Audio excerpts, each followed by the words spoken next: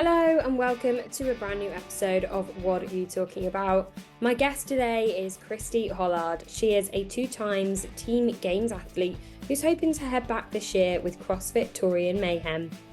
As an ex-field hockey player, we talk about similarities of the sports, if there are any, plus why she keeps going back to team and her best open finish yet. As always, don't forget to like, rate and subscribe to be the first to hear all about our new episodes and content. Enjoy! Christee, thank you so much for coming on the show. How are you doing? Yeah, I'm good, thanks. How are you? Yeah, very, very well, thank you. We were literally just saying before we hit record, can't believe it's that time already, but team quarterfinals are done and dusted. Can't believe we are already that way through the season. How are you feeling? Obviously a great result for you guys at Torian Mayhem. But yeah, how was the weekend? Yeah, it was really good. It was different this year having that prolonged period to get all of the workouts done. I felt like it kind of dragged on a little bit, especially because you had to wait until Tuesday morning when the leaderboard was finalized as well. But yeah, it was fun. We did one of the workouts on the Thursday morning when they were released. Then we did two on the Friday and one on Saturday. And then we ended up repeating one of the workouts on Monday morning. So a pretty good run for us. So we were happy with our final result. And yeah, we're just looking forward to carrying that momentum into the pro in, I think it's 6 weeks time, which will be here before we know it. I know it's going to absolutely fly by. I'm intrigued to hear that you repeated a workout because I think obviously as an individual athlete, you go through these workouts and you make these decisions. How do you go when you're in a team? How do you go about discussing whether or not you want to repeat a workout? Yeah, I think there's a couple of factors. I mean, mainly for this weekend, with the quarterfinals, we were hoping that we wouldn't actually need to repeat anything. Even if there was a workout that we probably thought we could do a little bit better on, we would weigh up whether it was worth to repeat it or not, depending on what the final result would be. But the main reason that we had to repeat the workout was we just weren't happy with one of our camera angles showing us meeting the standards on our handstand push-ups pretty much. And I'm sure all athletes go through that. I've been competing, I think this is my 8th year now. And when you do the quarterfinals or, the open where you had to record everything, you really analyze your video and you just don't want to leave any room for error and possibly getting a penalty. So when we had a look at our video, we were let's just redo it, tidy up some of our reps, make sure we position our video for a better camera angle. And yeah, ultimately we were also hoping to go faster, but it actually worked out. We went about 8 seconds slower. So it's not the most ideal situation when you're repeating, you end up going lower, but it didn't matter. At the end of the day, yeah, I'm glad we repeated. All of our videos were, we got them all reviewed and we got no penalties. So that was the main thing. Yeah, it's funny, isn't it? Because you have to think about those little things that actually us people that do kind of standard open or, I'm not doing quarterfinals, but anyone that is, a lot of people won't think about that. But then you see, you go on social media and you see, oh, our video wasn't approved or this happened or this happened. So it's really interesting that even you guys who, as you say, you've been doing this for a long time, you've still got to go back and assess. Going obviously you've competed individual as well, and with the open you do it individually. Do you pay as much kind of attention and do you put as much, I suppose, analysis on the open as well? I think obviously this year it's changed quite a little bit because of the the amount of people going through to quarterfinals. But are you still in that mindset when you're doing the open as well? In terms of my video submission or how I kind of approach the workout. A bit of both, yeah. So are you as Yeah. analytic on your video, your workout, etc.? I guess yeah, I mean, in terms of how I approach the open workout now, it probably is a little bit more relaxed than what it previously was. Remember the 5-week open where that was your way of qualifying for regionals? That was a pretty stressful time. And I actually way prefer the qualification process now to what it was back in 2017, 2018. But when I'm doing the actual open workout, even this year, I do there's something about the open that just you know, you do try and full send it, even though like maybe the skill level is not as high as what we would see, say, in quarters or semis, and the weights are a little bit lighter. It just means at our level, you can try and go fast and try and aim to get one of the top times in the world. So that's what I was thinking when I was doing the Open this year. And then our videos, yeah, we're still doing like the same process, you know, like we measure out things if we need to, we show our weights, we make sure our camera's set up. We run like a Friday night lights here at CrossFit Torian. So like our members know to stand behind the camera. So like they're not in blocking our way. So we don't need to repeat the workout. But yeah. Yeah. And correct me if I'm wrong here, but pretty good Open finish for you this year. You're 19th worldwide, is that right? Yeah. That's my best Open today, or my best Open finish today, which was good. And I actually like I really didn't want to repeat any Open workouts this year, but I went into week 3 I was sitting in second in the world. And then they released 24.3. I did it on the Friday night and I was like, I'm definitely going to drop out of like the top 5 here. And I was like, I'm not going to repeat it. But then I sat on it over the weekend and I thought, like, you know, like you've got really nothing to lose. If you just go in there and redo the workout and you improve your time, even just by like 40 seconds, you'll probably stay within the top 5 in the world. So Tuesday morning, I came into the gym and I repeated it and I improved my time, but not good enough. But I was still really happy with my overall finish, like 19th. Like, yeah, I thought it was great. It was good. At least I like I'm improving each year, which is good.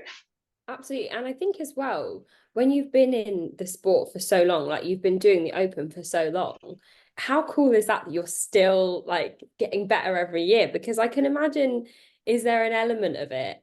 And I think as well, over the last few years, we've seen like rookies or you know, the newer athletes like be at them the top of the Open. But how cool is it that you're still seeing that improvement year on year? Yeah, I'm happy to see it. Like, and because I am getting older. I'm 33 this year, and each year I'm like, oh, I wonder when I'm going to get to a point where I might not see as much as improvement as I want to see. But I honestly feel like I keep getting stronger, and I keep getting fitter, and I'm still competitive. So it's exciting to see that. Like, I know that myself, but it's nice to be reflected. I guess on the leaderboard as well. Yeah, absolutely. And you've been competing for many years, and I want to delve into it. But what I always love to hear is how did your fitness journey begin? Like before CrossFit, what was your kind of athletic background? What did you do before you stepped foot for the first time in a CrossFit gym? So growing up, I did a fair few sports actually, but my main sport was field hockey, and I played at quite a high level, like field hockey growing up. So I've always been like very competitive and athletic. Like I've just liked playing sports. It's just something I like to do. Anything that I can, you know, get my hands on and like do some fitness and be competitive at, I just like to give it a go. And my dream actually growing up was to play for the Hockey Roos, which is the Australian hockey team. And I wanted to go to the Olympics for that sport. But I got to a point when I was about 18 and I just decided I didn't like hockey anymore. I was burnt out. I think playing at a high level since I was around like 13 to 17. I traveled overseas a few times all around Australia. Yeah, I just got to a point where I was like, I don't enjoy this. And I, you know, like hung up my hockey stick and that was it. I tried to play socially, but I really found it hard to go from being so competitive just to playing like on a social aspect. So I was in limbo for a couple of years. I didn't really like know what to do. Being 18, I met a boy who's now my husband. So, you know, we were partying, trying all those things that you do at that age in your teens.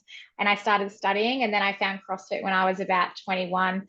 And then I could, you know, put my competitiveness back into that and, you know, try and like bring that athlete out again, which is what I really enjoyed doing. Like I love doing any type of sport and training all the time. So it just felt natural to me to be like back in a gym and yeah, doing some sport. It's funny, isn't it? Because I people are probably bored of me like referring to this, but it's so interesting when you speak to someone who's been doing CrossFit for kind of, I'd say 5+ years. They are often they've had an athletic career in a different sport and they were like, oh, I needed something to, you know, to keep that spark alive, and they find CrossFit. Whereas nowadays, people that are starting CrossFit it's because CrossFit is their sport and it's that thing that they started. But how good was it to have, because you know, as you say, you don't playing competitively, it can be very full on, and interestingly what you said, like it can probably get a bit boring as well at times, and the beauty of CrossFit is it's obviously very varied, etc. How like interesting was it for you when you found CrossFit? Did you know a lot about it? Did you know that there was like a competitive aspect to it as well at the time? Yeah, no, I didn't know anything about CrossFit. My sister-in-law, she said to me, "Oh, why don't you come and try this exercise class with me?" And I was like, "Oh yeah." So I went to this CrossFit gym. It was literally just a shed with some barbells and pull-up bars, and I did the hour class, and I was like, "Oh, this is really fun." And then I started to go back like twice a week, which turned into 3, 4, then 5 times a week. And even then, I still didn't know that CrossFit was actually like a competitive sport. I didn't know about the CrossFit Games. And I think I started CrossFit, like it was probably in like May time a year. So the Open had already been done. And within our CrossFit gym at the time, like the Open and regionals and the CrossFit Games, it wasn't really spoken about. So it was pretty much just like under a year that then when the Open came around the next year, I found out that, oh, like there is actually a competitive side to this sport. And, you do the CrossFit Open and you try and qualify for regionals, etc. So, but at that stage, I didn't think that I could be any good at CrossFit. I didn't have a gymnastics background, so I found some of those gymnastics movements quite hard. I was like pretty good at like the running and endurance side of things, but yeah, like doing the weightlifting and gymnastics, I was like, oh yeah, I'm never going to go to the CrossFit Games. I'll just try and do some local comps around the Mackay region where I lived. So yeah, I slowly start to do some local comps, and then from there, I was like, actually, I think I want to try and give this sport a go, and that's what I did. I love that. And also at that, when it was regionals, etc. And I want to ask about that in a second. But I've had a lot of people on this show who are, I say ex-athletes, obviously you're athletes now, but they did sport before Yeah. CrossFit. Never had someone who's done field hockey. And I know you said about running and endurance, but what skills from field hockey go across to CrossFit? Well, I guess, in terms of how to use a stick and a ball, that doesn't really transfer across to CrossFit. But what the training that I did with hockey I started playing when I was 5 years old and I stopped when I was 18. So, that's a long time of playing one particular sport. And hockey is I think it's now a 70-minute game, but at the time it was 60 minutes. And a lot of our training was a lot of running, interval shuttle work. We did also go into the gym and we did some upper body strength and lower body strength movement. So I was in the gym since I was about 13 years old. So I think what it gave me that I could transfer to CrossFit was a good endurance base and also a little bit of strength aspect there. Nothing to what I needed for like in terms of what you need, I think, to be competitive as a strength athlete in CrossFit, but it gave me like a bit of a base to start to work with. And then also, like, I did do surf lifesaving as well. And I was more of a beachy athlete where I did like sand or like the sprints, which was on soft sand. And I also did flags. And I don't know if you know much about surf lifesaving, but I've got like a weirdly strong capacity on a handstand push up. And I never really knew like why I had that. But now I start to think about it more. A lot of my flags training was like a lot of push up and upper body strength. And I think like that has helped like transfer my handstand push up capacity into like, yeah, making that quite good in CrossFit. How interesting, something that like you did as a teenager and you're like, oh, actually that still works now. That helps. With hockey as well, because I know obviously it's played worldwide, but I think in Australia and it's the same in the UK, like it's a sport that you play at school. Like we grew up in school and it was one of our main sports. It can also get quite aggressive in a way, but there's a lot of passion in hockey and a lot of grit. Do you think that kind of helped having that kind of just like passion to be like, no, I can win this in hockey, and then moving that across to when you started competing in CrossFit? Yeah, definitely. I think it like I think I guess like you're born like with a bit of competitiveness, but also playing hockey. And I also like I co-captained when we went over to South Africa for the Australian team as well. So I think like that kind of leadership role, and then also the position I played in hockey was kind of a forward. It's a very attacking position. So those kind of elements, it just makes you want to be like competitive. And I don't know, just have a go. And I think that's helped me in CrossFit a bit. Yeah, it's I always remember playing, like everyone used to get injured because everyone would just kind of, it would just get a bit aggressive, but it was always such fun playing in school. But I haven't had the chance to speak to many people who play competitively and professionally, so I love that. And you mentioned regionals because it's so weird to think about regionals now because we've obviously had semi-finals for the last few years. It was You've competed in both regionals and semi-finals. How different was the experience of regionals to kind of the last few years in semi-finals for you? I know obviously the last few years have been team, but you have done individual semi-finals too. So how has it changed going from kind of regionals to semi-finals?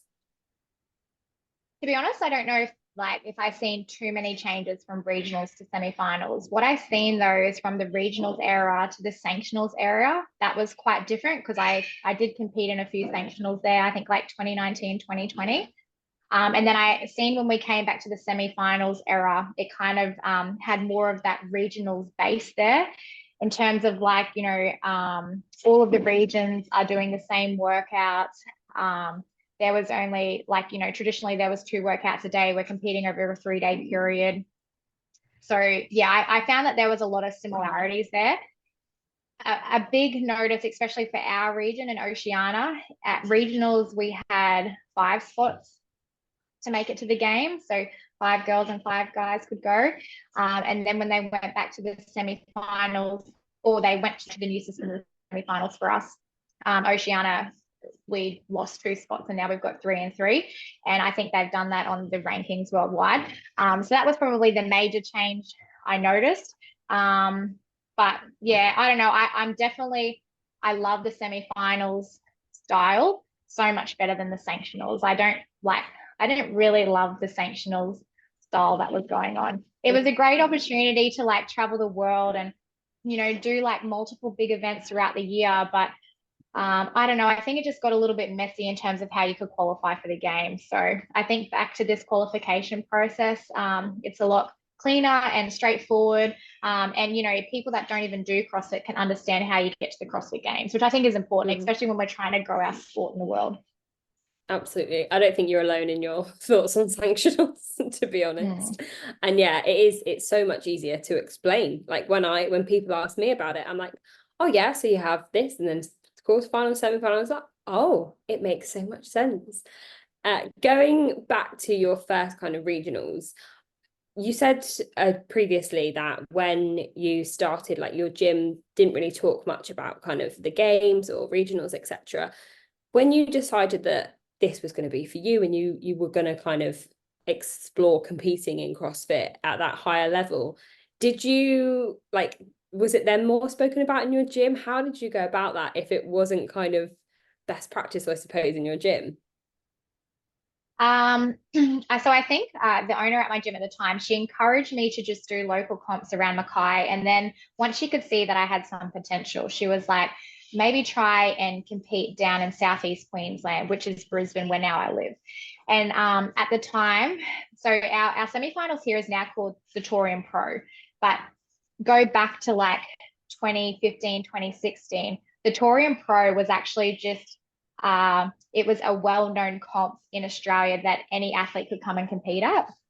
So I seen an advertisement for the Torian Pro coming up, and I applied to come and compete. And this was in 2016. And I was like, I'll go give it a go.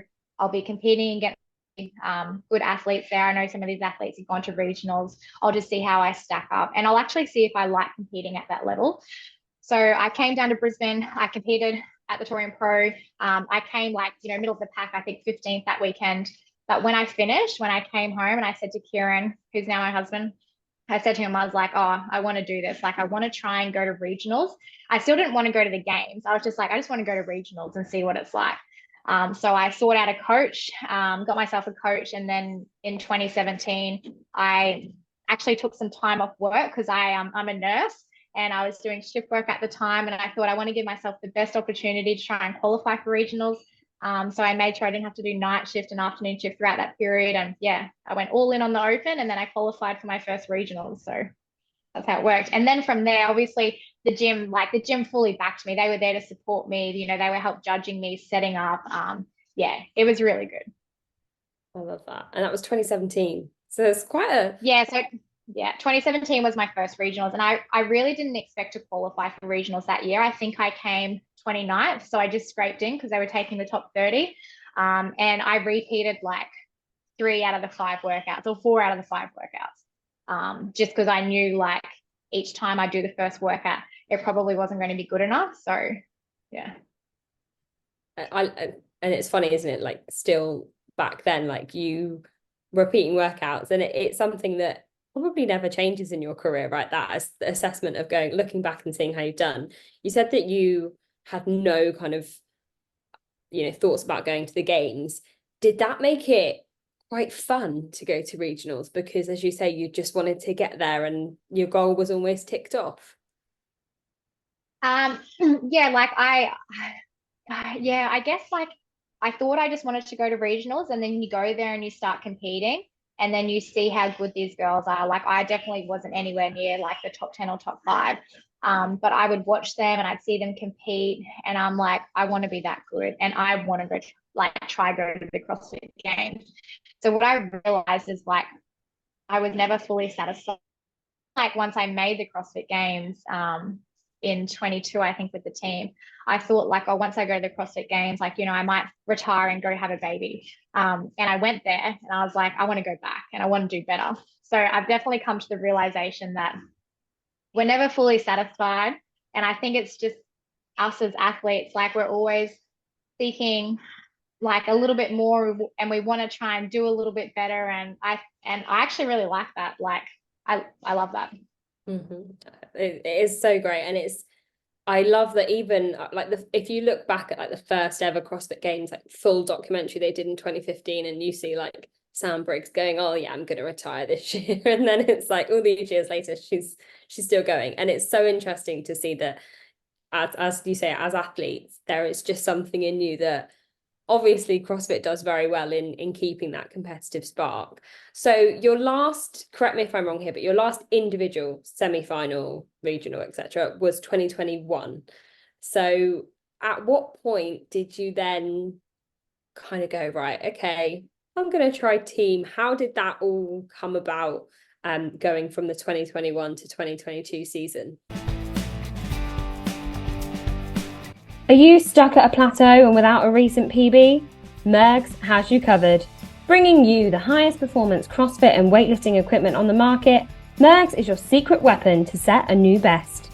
Whether that's knee sleeves, grips or tape, Mergs has everything you need to stay protected and performing.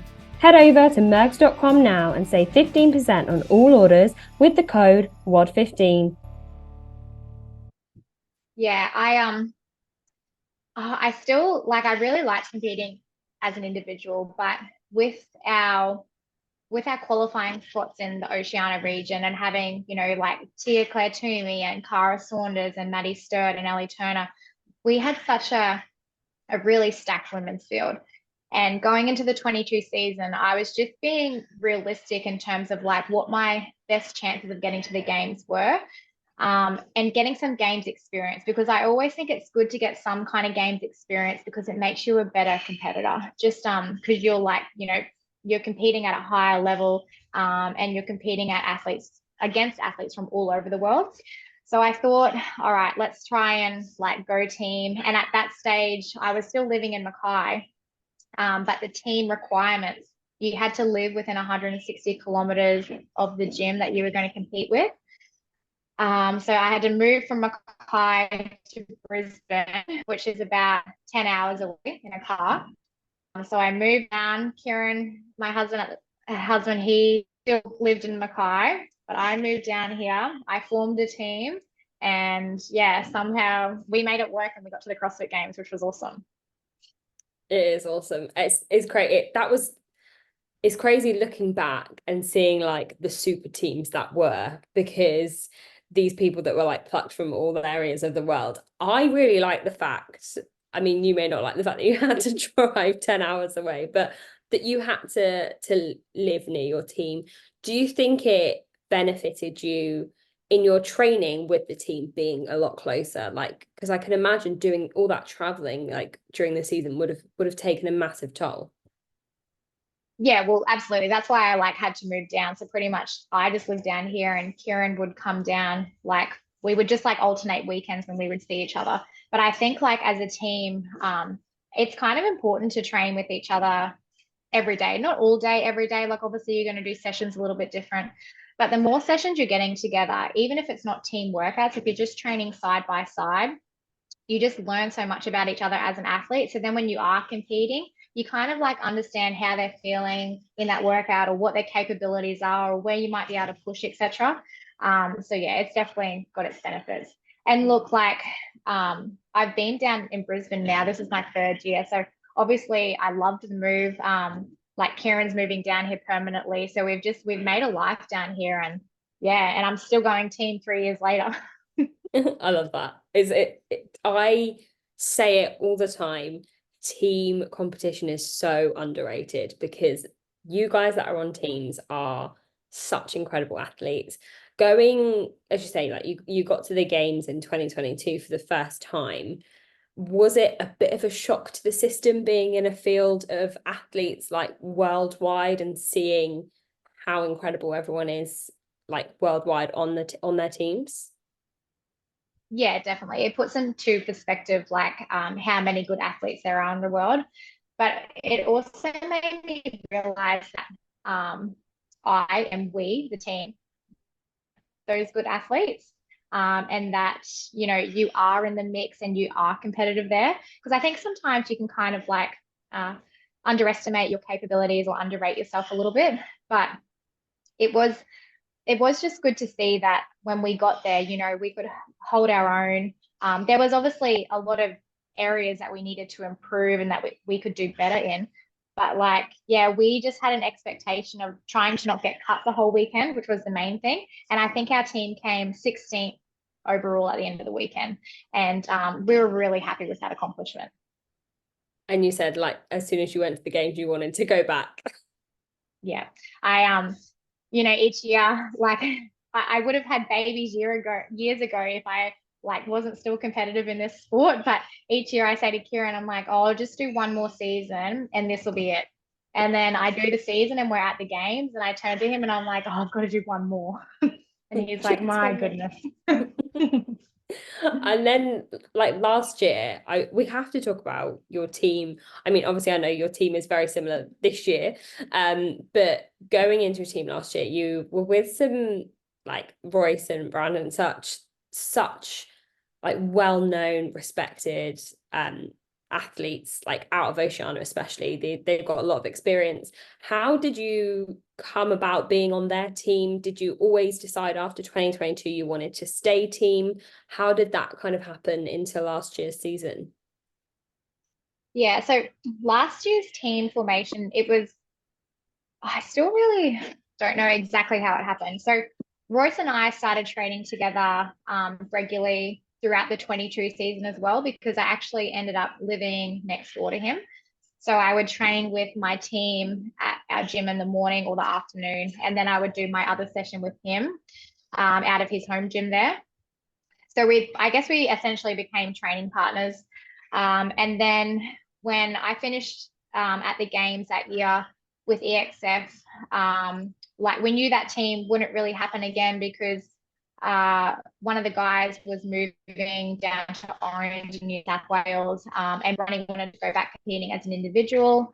And I knew, or like I'd spoken to Royce, and he was keen on like maybe if we formed a team together.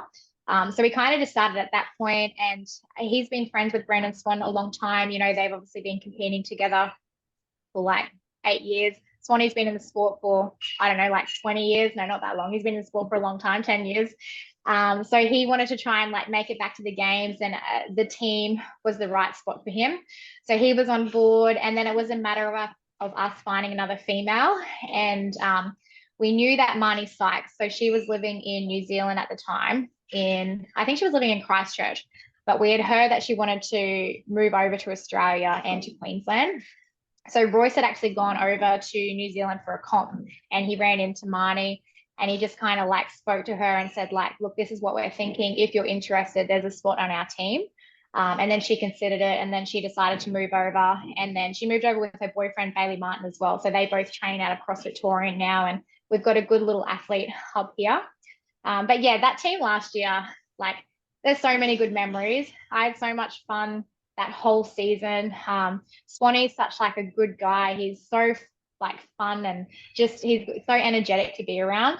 So yeah, it was, yeah. I mean, each season that you compete is unique for different reasons. But that one was definitely memorable, obviously for a few reasons. But yeah, it was still a great season. Mm. How important is it with your teammates to, and this is going to sound so obvious, but how important is it to like each other and to like each other's company? Yeah, I think it's really important actually. Because, you know, when you're competing on a team, you have to know that, like, this is going to maybe sound like super cliche, but you have to know that your teammates have your back and they trust you. Because when you're in the shit in a workout, like, you want to know that you've got that person there beside you saying, like, you can do it. And it really does matter in a workout that you hear that from them. So, yeah, I think it's very important that you all get along. And then also it just makes the season better as well, because you're spending a lot of time with these people. So they're not only your teammates, they have to become your friends. Yeah. So I think it's probably one of the most important like aspects of being on a team. Absolutely. And you said obviously last year there were many different reasons why it was memorable. Unfortunately, well, not you obviously got to the games, but unfortunately had to withdraw due to an injury. How, and I know it wasn't yourself that was injured, but how as a team, how hard is it to make that decision and to go through all them conversations? Because I can imagine as an individual athlete that would be quite hard, but it's only you competing, so you can make that decision and be kind of go forward with it. But as a team, how much conversation goes into it? Is it very much like, no, you're injured, we can't go on, or is it we try? How did that all kind of unfold during the weekend? Yeah, so we knew Swanee was injured prior to going into like competing at the CrossFit Games. He actually did his elbow in Cookville. So we went over to train at CrossFit Mayhem for 2 weeks as our CrossFit Games preparation. And we were doing like a team simulation weekend against Mayhem Independence, and he was on a pegboard, and he kind of just felt like his like elbow tendon flick, and then he was in a lot of pain, and his elbow really like swelled up. And yeah, so we knew that he had like a fairly significant injury going into the games, but we had like some physios and that looking at it at Mayhem. He was on some anti-inflammatories, and we were just strapping it and just hoping and praying that it would be okay and last the duration of the games. And then unfortunately, it kind of just came down to the order of the events. You know, like the first event at the games was that seated legless rope climb, which is obviously like massive pulling, or requires like massive pulling strength, and it's a lot of like fatigue going through that elbow joint. So we couldn't finish that workout. We only got about halfway through, but Swanee was like, no, it's okay. It's okay. Like, I'll just, keep going. We'll just keep on taking event by event and day by day. So we got through day one, and then day two, we kind of just survived as well. And then it got to day three, that first event in the morning, which was it was kind of like a sprint where you would have to run and then do some like fast touch and go snatches. And it just got to a point, I think he was on like rep 6 or rep 7, and he like locked out the snatch, but then he just let out this scream and dropped the barbell and grabbed his arm. And that's when actually medics came over to see him. And then they took him away, and then they assessed him, and they actually medically withdrew him from the competition. So it wasn't like a team decision. However, it was only really a matter of time. Like, I think that it was eventually going to get to a point where he just couldn't put up with the pain any longer in that elbow. And like your health and, like your joint longevity, your muscle longevity, your body's longevity is more important than trying to finish the CrossFit Games, completely broken by the end. And yeah, it was disappointing that we had to pull out. And now I look back and I think like that would have been so much harder on Swanee, because he felt like he wasn't only letting down himself, but he was also probably thought that he was letting down, 3 of his other teammates, because he knows that like we love him. And at the end of the day, like he had to be withdrawn because of his injury. But like he knows that we're all competitive and we all want to be out there competing. But yeah, that's sport, like CrossFit's not the only sport where you're going to see injuries. There's multiple sports where, people have to sub out because of injuries. It's just unfortunate, I guess, in our sport that we can't sub somebody in for him because they're the rules. And I actually think that that's okay. I think if they went to having, say, a team of 6, and if somebody gets injured, you could sub somebody in. I feel like there'd be a lot of maybe like, you would hope this wouldn't be the case, but there could be some false injuries coming out of it to then sub your other teammate in at the end of competition because they're fresher. So yeah, it is what it is. And like Swanee's good now. He got surgery on his elbow. I think I don't know if he's fully retired from competitive CrossFit, but I think at this season he did the Open, and I don't know if he's going to do the individual quarterfinals this weekend. Yeah, and it's also what's quite interesting about our sport is that if you look at, I don't know, like footballers and rugby players, etc., they compete pretty much all year round. So when they get injured, they take a couple of games off, as you say, someone else subs in. But with CrossFit, it is kind of all built on this one weekend of the year. And it just kind of sucks if you get injured that weekend, because there isn't, as you say, kind of anything you can do. But it's so nice to hear from your perspective as well that, yeah, it's, health comes first, and as you say, joint longevity, and it's a really sad, that you had to withdraw. But did you still kind of come out of that weekend like how, like looking back now, because I can imagine that closer to the time it was probably quite bittersweet, but looking back now, how do you reflect on that weekend last year? Yeah, I mean, look, it was still the best time. Like we had a great trip together. We got to spend 2 weeks in Cookville learning off some of the best athletes and coaches in the world. We went to the CrossFit Games and we had an awesome finish on our 5 kilometer. I don't even think you can call it 5K, whatever it was, 4.6 or 4.8 Ks. We had a great finish as a team, and the boys pushed so hard on that workout. So yeah, there are some like really good memories. It actually, the whole thing is like really good memories. I know that we had to pull out and we missed 2 days of competition, but I don't even look back at that season and think like, oh, I didn't enjoy that. Like I said, it was one of the best seasons I've ever had. And I explained to an athlete at the gym once, or like actually not too long ago, she's a young 18-year-old, and she was having like, a lot of days there in training that she wasn't enjoying. And I explained to her, like, if your goal is to go to the CrossFit Games, like that's awesome. But I said, in our experience, we went to the CrossFit Games, last season, and we only got to compete for 2 days, and then our game season was over. And I said to her how important it is to enjoy everything that goes with that CrossFit Game season. So you might not enjoy every day, but you want to be enjoying 80% of your sessions. Because that's actually where the memories are made. Obviously, there are memories made at the CrossFit Games too, but it's such a small aspect in the whole season. The CrossFit Games is like 10%. The rest of the time, that you're like making these like big memories and spending, all of your hours is in the gym together, or doing, like some outdoor training at home. It's just, yeah, it just really made me realize that it's important to enjoy the whole journey and not just like what is at the end. I think that is so important. And I like that way you've explained that with the percentages as well, because it can be really hard to put into perspective for people, I can imagine. And especially when you haven't been to the games, probably even more so, but you've obviously got that experience now. And I know you said every time you've gone to the games, you've gone, yeah, one more year. I can imagine that, especially last year, because it's this year we've got a new location, lots of newness.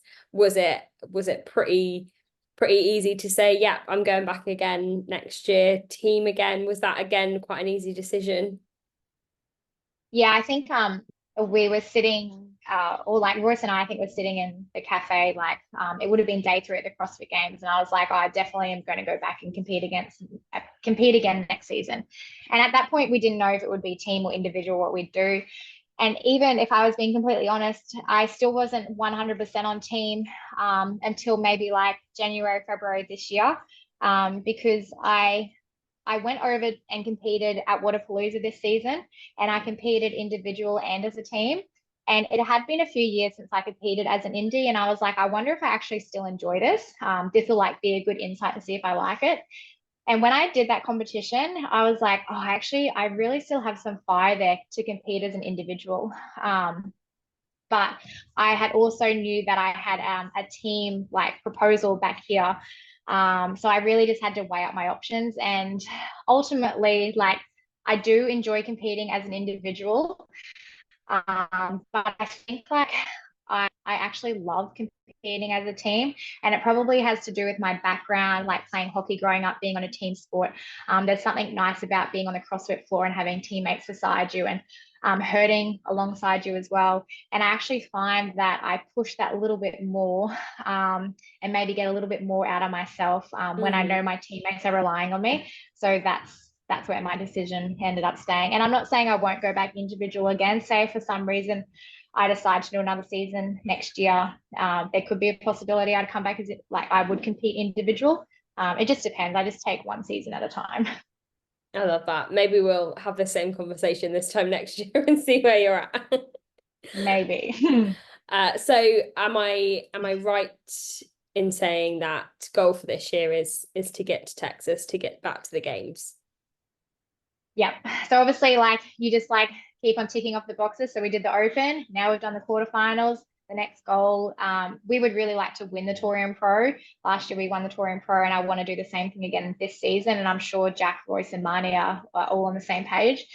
And then at the games, we haven't actually really set a goal as a team what we would like to achieve there. But my personal goal would at least try and get like top 10 at the games. And then I guess maybe once you see where you place after semi-finals, maybe then you can make a bit more of a proper, like goal as to what we could think our capabilities are there. I love that. Well, I look forward to watching you at Torian and watching you guys at the games too. It is going to be there's some really fun teams this year. Do you pay a lot of attention to the, I suppose, outside noise of the teams and kind of who's on who, etc.? Yeah, you do. Like I definitely pay attention to what teams are out there, especially obviously in our region. But also I like to know what's going on around the world because, I bank on the fact we're going to qualify for the game. So I want to know who we're going to compete against. So yeah, there's some great teams out there. It'll be an exciting competition, I think, this season, especially for us here, like in Oceania. The team field is really quite stacked this year. So it'll be a really good race and fight to see who get those 3 qualifying spots. Absolutely. It is going to be fun to watch. And I will not say it too much because people are sick of me saying it, but Torian just looks like the best semi-final and always looks like the most fun to compete at. So I'm very jealous that you you get to have that experience. Before I let you go, Christee, I just have to ask you some quick fire questions if you're happy to answer them. Firstly, favorite lift? Just the squat clean, not the jerk, squat clean. Love that. Favorite overall CrossFit movement? A handstand push-up. Nice. I had a feeling you might say that after what we'd spoken about before. Your favorite benchmark WOD? Diane. Nice. And I do normally ask people if you could build a dream team to go to the games, who would you have alongside you? You have a pretty dream team going, hopefully, this year. So if you could build a dream team that you have not competed with, so none of your fellow competitors this year, who would you have alongside you? 4 or 6 person team? All right, we'll go 4-person. And I would have obviously myself. I'd have Tia on the team. Obviously. And then I'd have Rich Froning. And who would my second male be? I'd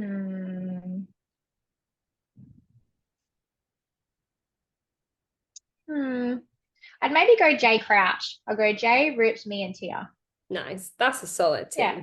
Not many I think it's pretty people, solid. when I ask this question, say like Tia or Rich, and I'm like, why are you not saying them? You'd be like, come on. But I love that.